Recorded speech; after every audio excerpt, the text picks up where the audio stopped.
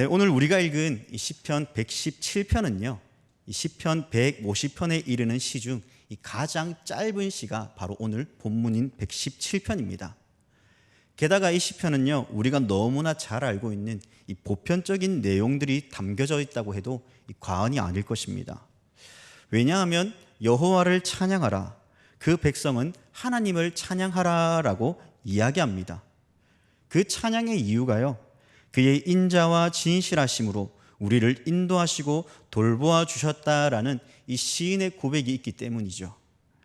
이처럼 하나님을 찬양하라라는 이 시인의 촌에는 말 그대로 이제는 평범하게 느껴질 정도로 우리가 정말 이 시편을 통해 많이 들었던 이야기들입니다. 친숙한 단어들이죠. 그렇게 우리의 생각은 이미 그래, 하나님을 찬양해야지, 힘들어도 하나님을 찬양해야지 라는 그러한 생각들이 혹시 우리의 마음 가운데 자리 잡고 있지는 않습니까? 하나님께서 우리에게 행하신 일들을 바라볼 때 당연히 하나님을 찬양하는 게 맞지라는 그러한 생각들로 이미 결론을 내며 그래, 하나님을 찬양하는 삶을 살아가자라고 이렇게 끝을 맺으며 우리는 이 말씀을 듣고 살아가고 있지 않습니까? 그러면 시인은 이렇게 보편적으로 이 당연한 듯한 말을 한 번 더 고백하게 하고자 이 시를 적어서 우리에게 하나님을 찬양하라라고 고백하게 하는 것입니까? 당연히 아닙니다. 우리는 이러한 짧은 구절에서 하나님이 행하신 그 일들을 더 깊게 살펴봐야 될 것을 시인은 우리에게 말하고 있기 때문입니다. 그리고 시인은 우리에게 더 깊게 하나님의 말씀을 바라보며 이 하나님께로 나아갈 것을 우리에게 초대하고 있죠. 그것은 다름 아닌 바로 여호와 하나님의 인자하심과 그 자비하심에 대해 너희가 잘 알고 있지만 안다는 것에서 끝나는 것이 아니라 다시 한번 생각해 보라는 것이죠.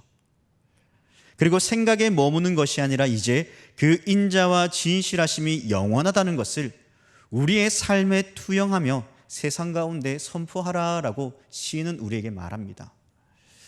여러분, 보통 우리가 초대장을 받으면요, 그 초대장이 가지고 있는 의미는 이 각기 다 다르게 적용되어질 것입니다. 물론 초대한다는 항목에서 볼 때 연극이나 영화, 음악회 등으로 구분되어서 생각해 볼 수도 있겠죠.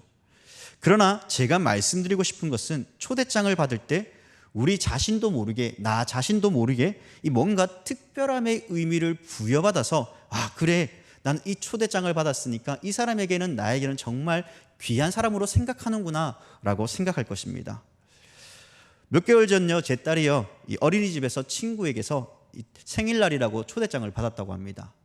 그래서 요즘에는 집에 불러서 이 생일 축하 자리를 하는 것이 아니라 키즈 카페를 빌려서 이제 그 시간대에 빌려서 아이들과 함께 시간을 보내게 합니다. 그런데 그 자리에 자기가 초대받았다고 하니까요, 얼마나 기뻐하는지 모릅니다. 그래서 처음 기뻐하니까요, 자야 되는데 자지도 않고 내일 어떻게 놀까 고민합니다. 자라고 해도 안 잡니다. 무엇입니까? 초대받았다는 그 이유로 정말 기쁘고 즐겁다라는 것이죠. 나는 저 친구와 가장 친한 친구라서 나를 초대했어. 나는 저 친구와 베스트 프렌드야 라는 그러한 의식이 생기죠.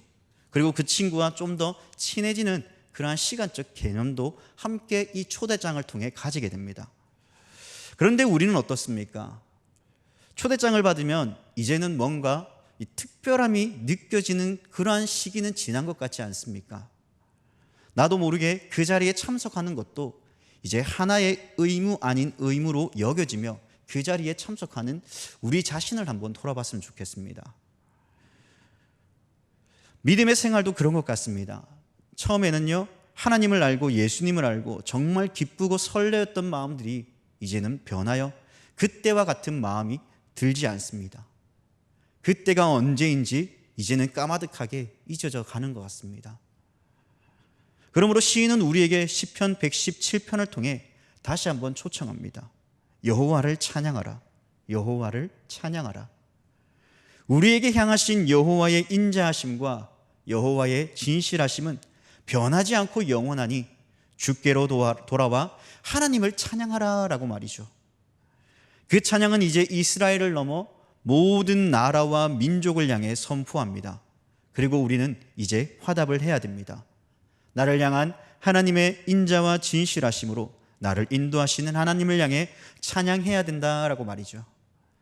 우리는 하나님을 찬양하라라는 초대에 있어서 이 수많은 찬양의 제목들이 있고 고백이 있고 또 본문을 통해 어떠한 부분을 찬양해야 될지에 대해서 우리가 생각해 봤으면 좋겠습니다. 먼저 시인은요, 2절의 말씀에 여호와의 인자하심을 찬양하라라고 말합니다. 인자를 알기 위해 우리가 인자의 원어의 뜻을 보면 이 헤세드라는 단어입니다. 우리가 너무나 잘 알고 있는 단어들이죠. 이 단어의 뜻은 우리가 너무나 친숙하고 잘 압니다. 바로 친절과 자비와 사랑이라고 말이죠. 그러면 시인이 말하고자 하는 인자의 뜻은 여호와 하나님께서 이스라엘을 향해 나타내신 하나님의 사랑 그 자체라는 것입니다. 그리고 시인은 그 사랑과 그 자비하심을 나타내는 여호와의 인자하심을 찬양하라라고 말하죠. 하나님께서 이스라엘을 향해 나타내신 그 인자하심에 대해 우리가 성경 가운데 참 많은 곳에서 여호와의 인자하심을 나타내셨고 또 그 인자하심을 우리가 바라보았지만은요, 저는 그중 대표적으로 이 출애굽기 32장에 나타난 이 금송아지 사건을 통해 하나님의 인자하심에 대해 말씀을 나누어 보려고 합니다. 이 본문은 여러분들이 익히 잘 아는 내용들이고 어저께 강사 목사님을 통해서도 이 금송아지에 대해서 이야기를 들었습니다. 출애굽기 24장에 보면 모세가 시내산에 올라가 이 40주야를 40일을 밤낮을 하나님과 함께 지내죠. 그런데 백성들이 모세가 시내산에 내려오지 않으니까요, 이 32장에서 아론을 통해 우리를 인도할 신을 만들게 하라라고 이야기하죠. 만들라라고 이야기합니다. 그렇게 백성은 출애굽할 때 가지고 나온 금을 모아 아론에게 가져가서 금송아지를 조각하여 만들면서 외칩니다. 이스라엘아, 이는 너희를 애굽 땅에서 인도하여 낸 너희의 신이로다. 그 사람들이 그 우상 앞에 제단을 쌓고 번제와 화목제를 드리고 백성이 먹고 마시며 뛰어놀았다라고 성경은 이야기합니다. 성경은 이스라엘이 행한 이 어리석은 일에 대해 하나님께서 모세에게 하나님의 마음이 어떠한가를 보여줍니다. 그것을 32장 9절 이하의 말씀에 보면 모세와 하나님과의 대화를 통해서 하나님께서 진노하셔서 그 백성을 진멸하시겠다라고 분명 말씀하셨습니다. 그러자 모세가 어떻게 반응합니까? 하나님의 이름이 이 백성으로 인하여 애굽 사람들의 입에서 악한 의도로 인하여 그들을 진멸한 하나님이시다라고 돌려지지 않기를 간구하신 것입니다. 다시 말하면요, 이스라엘이 출애굽한 하나님께서 그들을 구원하신 이유가 바로 하나님의 그 진노를 일으켜서 그 땅에서 죽게 하셨다라는 그러한 말들이 애굽 사람들의 말에서 나오지 않도록 하나님 제발 마음을 돌이켜 달라는 것입니다. 아브라함과 이삭과 이스라엘의 언약을 기억하여 달라고 하나님께 간구하죠. 그렇게 하나님께서는 당신의 뜻을 돌이키십니다. 모세가 시내산에서 내려와 두 증거판을 가지고 내려올 때 드디어 왜 하나님께서 이스라엘을 향해 진노하셨는가를 알게 되죠. 바로 이스라엘의 어리석음을 바라보면서 그 장면을 직접 묵도한 모세는 노하여 하나님께서 주신 두 돌판을 깨트립니다. 이것은 하나님과 이스라엘 백성 사이에 이 시내산 언약의 파기를 상징하는 그러한 의미가 담겨 있는 것이죠. 왜냐하면 그들은 10가지 계명 중 첫 번째와 두 번째 계명을 어겼기 때문입니다. 그러므로 모세는 이 어리석음에 가담한 사람들을 향해 죽임을 당하게 하죠. 이날 죽임을 당한 자의 수가 무려 몇 명이나 됩니까? 3,000명이나 되었다라고 성경은 이야기합니다. 모세는 하나님의 명령에 따라 다시 돌판 둘을 깎아 시내산으로 올라가죠. 그리고 그곳에서 모세를 만나 말씀합니다. 우리 한번 다 같이요, 이 출애굽기 34장 6절 말씀을 찾아서 한번 읽어보도록 하겠습니다.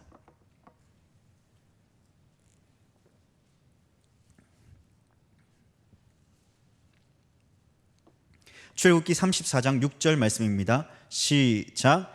여호와께서 그의 앞으로 지나시며 선포하시되 여호와라 여호와라 자비롭고 은혜롭고 노하기를 더디하고 인자와 진실이 많은 하나님이라. 하나님께서요 모세에게 자신이 누구인가를 말씀하십니다. 인자와 진실이 많은 하나님이다라고 말씀하죠. 그러므로 하나님의 인자 곧 그 사랑을 심판받아 마땅히 죽어야 될 이스라엘을 향해 하나님의 자비와 사랑을 베푸시는 하나님이심을 그는 증거하였습니다. 그리고 그들에게 다시 언약을 세우십니다. 그 백성으로 하여금 하나님의 놀라운 이적을 행하시겠다라고 10절에서 말씀하시죠. 그러므로 우리는 기억해야 됩니다. 하나님의 인자하심은 끝이 없고 그 사랑으로 당신의 사랑하는 백성들을 돌보시고 은혜 베풀기를 원하시는 분이 바로 사랑 많은 여호와 하나님, 인자와 자비를 베푸시는 하나님이심을 우리는 기억해야 됩니다. 이제 이러한 사랑의 절정을 이루는 사건이 이 신약에서 등장하죠. 바로 예수 그리스도를 통해 하나님의 해세들을 펼쳐 보이십니다. 하나님께서는 당신의 사랑을 백성들에게 확정하시기 위해 그 사랑하는 아들 독자 예수 그리스도를 십자가에 내어주심으로 그 인자와 사랑을 확증해 보이셨습니다. 죄로 마땅히 죽어야 될 그 백성들이 예수 그리스도를 통해 죄의 용서함을 받고 그분을 믿는 자에게 영원한 생명을 누리게 하셨습니다. 이러한 사실은 내가 어떠한 착한 일을 많이 하고 선한 행동을 많이 한다고 하여도 결코 그 영원한 생명의 복을 누리지 못하지만 예수 그리스도를 믿음으로 말미암아 구원의 은혜를 우리에게 베풀어 주신다라고 말씀하십니다. 그래서 성경은 말합니다. 마태복음 1장 21절에서 예수의 이름이 뜻하는 바가 무엇인가를 우리에게 정확히 밝혀주고 있죠. 아들을 낳으리니 그 이름을 예수라 하라. 이는 그가 자기 백성을 그들의 죄에서 구원할 자이심이니라 하니라. 그 이름을 믿는 자들에게 영원한 구원의 생명이 주어지는 것입니다. 그리고 그 구원의 은혜를 예수를 통해 허락해 주신 분이 바로 여호와 하나님이시죠. 여호와의 인자하심이 하나님의 뜻을 어기고 우상을 만들어버린 백성들에게 임하여 그들의 죄를 용서하시고 그들을 사랑으로 품으셨습니다. 여호와의 인자하심이 사랑하는 독자 예수 그리스도를 이 땅에 보내어 주심으로 죄로 죽어 마땅한 그 백성들을 하나님의 자녀로 구원받은 그 백성의 길로 인도해 주셨습니다. 그러므로 시인은 우리에게 초청하여 말합니다. 여호와의 인자하심이 얼마나 크고 놀라운가를 너희는 기억하라. 그러나 기억하는 것에서 끝나는 것이 아니라 날마다 하나님을 찬양하라라고 말이죠. 우리는 이러한 시인의 초대에 응해야 됩니다. 그 초대의 자리에 나아가 날마다 하나님께서 우리에게 행하신 일들을 기억하며 하나님을 찬양하는 백성들이 되어야 되는 것입니다. 시인은 말합니다. 이제 왜 우리가 하나님을 찬양해야 되는가? 여호와의 진실하심을 하나님을 찬양해야 된다라고 이야기합니다. 여기서 진실이라는 단어는요 원어로 에메트입니다. 이 에메트라는 뜻은요 신실과 성실, 충실, 확실, 진리나 진실을 이야기합니다. 놀라운 것은 이 에메트가요 인격에 붙여질 때요 접붙여 사용되어질 때 그의 말과 행동이 성실하다라고 표현합니다. 그래서 개역개정 성경에서는요 진실이라고 표현하지만 이 현대인의 성경에서는 성실로, 이 쉬운 성경에서는 신실로 사용되어지기도 합니다. 이 단어가 하나님께 사용되어질 때는요 하나님의 구원의 사역은 불변하시고 변함이 없으신 하나님으로 사용되어집니다. 그럼 시인이 말하고자 하는 이 여호와의 진실하심은요 이스라엘이 하나님을 떠나 우상을 섬기고 죄를 범하였을지라도 진노 중에라도 그들을 쳐서 돌아오게 하시지만 영원히 그들을 버리지 아니하시는 하나님이심을 나타냅니다. 이러한 사실은 아브라함의 언약을 통해 하나님께서 죄를 범하는 이스라엘을 대해서 그들을 버리지 아니하시고 그들을 여전히 여호와의 인자하심으로 그들을 통치하시며 그들을 다스리시는 하나님이심을 나타내 보여주는 것이죠. 출애굽기 34장 6절에서도요 우리가 읽었지만 인자와 진실하심에 대해 하나님께서 직접 모세를 통해 오늘을 살아가는 우리를 통해 말씀하신 것은 하나님이 어떠하신 분인가를 알 수 있는 그 기초를 우리에게 제공해 주신 것입니다. 하나님은 헤세드의 하나님이시며 그 사랑으로 우리를 통치하시고 다스리시는 하나님이시지만 결코 우리가 죄악 가운데 있다 할지라도 우리를 버리지 아니하시는 하나님이심을 이야기하는 것이죠. 그러므로 우리는 여호와의 인자와 진실하심을 노래해야 되는 것입니다. 우리가 창세기로부터 이 요한계시록의 말씀을 읽으면서요, 우리에게 다가오는 말씀이 무엇입니까? 하나님의 계획, 곧 아브라함과 맺었던 언약은 변함이 없으시다는 겁니다.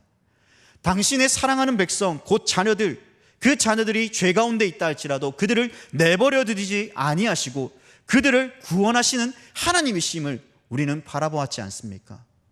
그 구원을 이루시기 위해 당신의 사랑하는 아들 독자 예수 그리스도를 통해 사랑을 확증해 주셨습니다. 하나님의 변함없으신 그 사랑이 우리에게 찾아왔습니다. 그리고 우리에게 말씀하셨습니다. 우리를 위해 그 약속을 이루셨습니다. 인자와 진실하심은 변하지 않고 지금도 여전히 현재 진행형으로 우리를 사랑하시고 우리를 위해 하나님의 통치가 이 세상 가운데 선포되어지고 있습니다. 그러하기에 우리는 하나님을 찬양해야 되는 것이죠. 우리 한번 2절 말씀을 다 같이 다시 읽어보겠습니다. 2절 말씀입니다. 시작.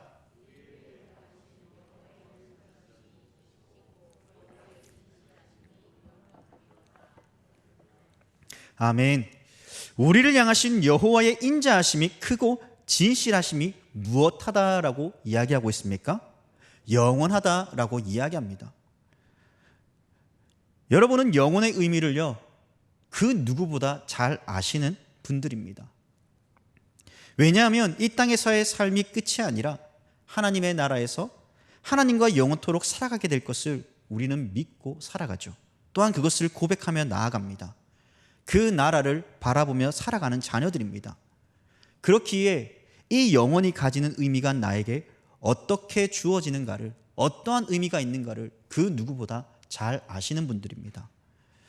그런데 이 세계가 창조되어진 순간부터 지금까지, 그리고 앞으로도 그 사랑과 진실은 영원히 변함이 없으시다는 것이 얼마나 우리에게 감사한가를 우리는 생각해 봐야 되겠죠. 제가 고등학교 때요, 이 휴대폰이 막 생기기 시작하면서 이 광고 업체들마다 이 다양한 감각을 가지고 이 휴대폰 광고들을 엄청 많이 쏟아냈던 적이 있습니다. 그래서 CF 방송을 엄청 방송으로 많이 내보냈죠. 제가 아직까지도 제 마음속에 인상에 남는 그 기억의 광고 하나 메시지가 있는데요. 그것이 이겁니다. 사랑이 어떻게 변하니? 네, 저만 광고를 기억하고 그런 것 같네요. 사랑이 어떻게 변하니? 네, 사랑은요, 실제적으로 이 사람과 사람 사이에서 또 우리가 결혼을 하고 또 연애를 하면서 이 사랑이 얼마나 많이 변하는가를 우리는 경험하였죠. 사랑의 감정들이 너무 쉽게 변하는 것을 우리는 느꼈고 또 실망하기도 합니다. 그래서 사람들은 완전한 사랑을 쫓아 살아가죠. 그렇기 때문에 그 사랑을 쫓아 살아가다 보니까요, 사랑이 조금만 부족해도 헤어지고 만남을 저버리고 다른 사람을 찾아 떠납니다. 그러나 우리는 너무나 잘 알죠. 이 세상에 완벽한 사랑은 없다라는 것은 말이죠. 시인은 말합니다. 여호와 하나님께 그 사랑이 완전히 영원히 존재한다라고 말이죠. 바로 여호와 하나님의 인자와 진실하심이 그러하다는 것입니다. 그렇습니다. 여호와의 인자와 진실하심은요, 태초부터 지금까지, 아니 영원까지 변하지 않고 우리를 위해 예비하시고 그 나라에서 영원토록 하나님의 인자와 진실을 우리는 누리며 살아가게 될 것입니다. 특별히 영원이라는 시간적 개념에서 볼 때 우리 또한 그 시간 안에서 살아가는 자녀들입니다. 그 자녀들은요, 힘들고 어려운 상황 가운데, 그리고 고통받는 가운데 내가 하나님을 찬양할 수 없는 그 순간 가운데서도 하나님의 인자와 그 진실하심을 바라보며 나에게 주어질 그 하나님의 은혜와 그 통치를 기억하며 하나님을 찬양해야 될 것을 시인은 우리에게 말하며 그 자리로 나아가라고 초청합니다. 그 초청은 그저 하나님을 찬양하는 것이 아니라 우리가 너무나 잘 알고 익숙한 모든 것들이 헛되지 않도록, 무의미하지 않도록 다시 한 번 더 하나님의 햇새들을 기억하며 살아가라라고 이야기합니다. 인자와 진실하심을 기억하라라고 이야기하죠. 그리고 매일의 삶 가운데 하나님을 찬양하는, 사랑하는 당신의 자녀들이 되어라라고 우리에게 말합니다. 그러므로 우리는 그 사랑 안에 거하며 하나님을 찬양해야 됩니다. 오늘 우리 모두가 그 사랑을 노래하고 찬양하는 하나님의 거룩한 백성들이 되기를 바랍니다. 시인은 하나님을 찬양하라는 그 맥락 속에서 우리를 향해 이제 하나님이 백성이 해야 될 그 사명을 이제 우리에게 전달해 줍니다. 그것이 무엇입니까? 바로 1절에서 등장하는 이 모든 나라들과 모든 백성들입니다. 이스라엘 백성들이여 출애굽 후 광야에서 훈련받으며 그들은 변화되어져야 될 하나님의 백성들이었습니다. 가나안 땅에 들어가기 전 가나안에 퍼져 있는 온갖 우상과 문화에 물들지 않고 하나님 나라의 백성다움의 삶을 살아가야 될 그 백성다움의 삶이 그들 가운데 펼쳐져 있었죠. 그러나 그 백성다움의 삶을 통해 그 땅을 정복해 가야 됐지만, 그러나 이스라엘은 가나안의 문화와 우상에 물들어져 점차 하나님을 떠나는 어리석은 백성들이 되었습니다. 하나님 나라의 백성으로서의 그 사명을 잃어버린 것이죠. 그러므로 시인은 우리에게 모든 나라와 모든 백성들에게 하나님을 찬양해야 될 이유가 무엇인가를 우리에게 가르쳐 주라는 것입니다.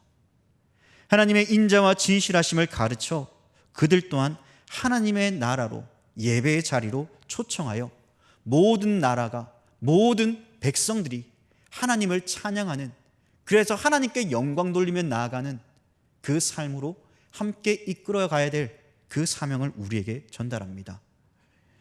이제 우리는 이 시인의 권면대로 우리가 하나님 나라의 백성다움의 삶을 이 땅 가운데서 살아내고, 그 백성다움의 삶을 통해 그들이 하나님 나라의 백성이 누구인가를 알게 하며 하나님의 살아계심과 하나님의 인자와 진실하심을 전하며 모든 나라 백성들이 하나님을 찬양하는 그 초청의 자리로 시인이 우리를 초청하였듯 우리 또한 하나님을 알지 못하는 그들에게 하나님의 그 기쁨의 은혜와 축복의 자리로 초청하며 하나님을 찬양하며 나아가는 귀한 우리 모든 성도님들이 되어지기를 주님의 이름으로 간절히 부탁드립니다.